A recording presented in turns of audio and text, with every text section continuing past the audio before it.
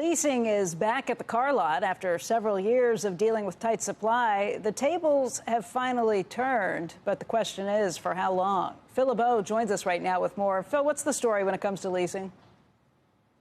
A lot more popular than it used to be, in part because of what you said, Becky. There's more supply, and if there's greater supply, there are people who are, they're on that train, that 3-year lease plan, and it was taken away because of the chip crisis. Well, look what we've seen over the last 3 years. Now, remember, the chip crisis, it severely constricted the number of new models that were out there, and as a result, the number of people who were leasing, and this is the percentage of overall sales every year, it was down as low as 16% in 2022. Now, this year, year to date, back up to 23.7%.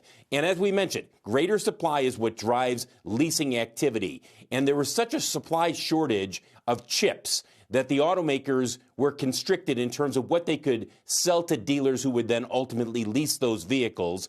And the current monthly lease payments, because they're lower than auto loans, as we've seen the monthly payment for auto loans go well north of $700 for a new vehicle, increasingly people say, look, if it's $120, $130, maybe $140 less per month to lease, that's what I'm going to do. So how long does this last?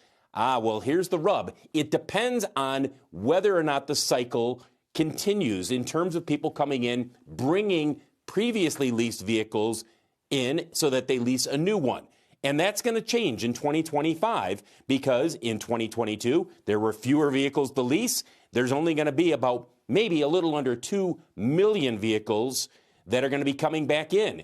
2 million people who will say, yeah, I'm ready to lease again. Now, there may be some people who come into the market, but that is generally what has fueled leasing activity in the past. Leasers continue to lease in the future, or leasees continue to lease in the future. We're showing you Toyota, Honda, and Nissan because the Japanese automakers, and this doesn't get a lot of attention, they tend to be the leading automakers when it comes to leasing. It's been a big part of their business. It's helped all of these companies over the last year, year and a half as they've had greater supply to increase the number of vehicles out on the lot to lease. Guys, back to you. Phil, has there been a drop like that? I mean, you're talking about a 30% reduction in leasing when you're talking about 1.95 million coming back from 3. Has there been a drop like that in the past? Did the financial crisis or anything else do it? Or was this simply like You saw a little bit of it during bizarre the financial crisis, but there were some other factors that played into leasing activity falling off as much as it did.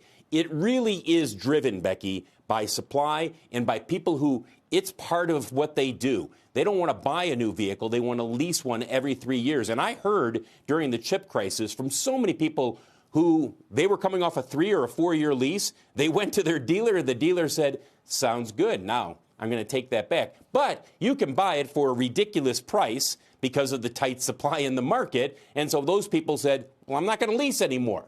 And as a result, they got out of the rotation. And that's what we're going to see in 25. Fewer people that are in that rotation of bringing vehicles back.